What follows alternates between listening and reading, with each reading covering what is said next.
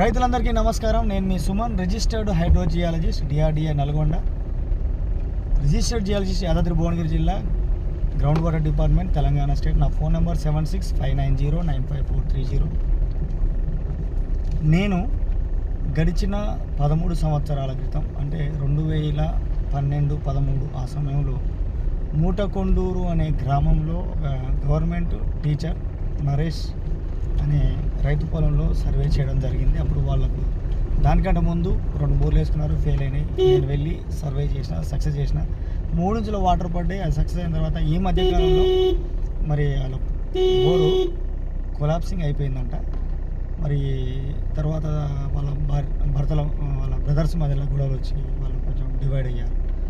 So ఇండివిజువల్గా చేసుకుందాం అనుకున్న తరుణంలో నేను వెళ్ళి మళ్ళీ మొన్న ఒక లాస్ట్ వీక్ వెళ్ళి సర్వే చేయించాను. ఈ మధ్యకాలంలో చాలా బోర్లు వేశారు, ఫెయిల్ అయినాయి.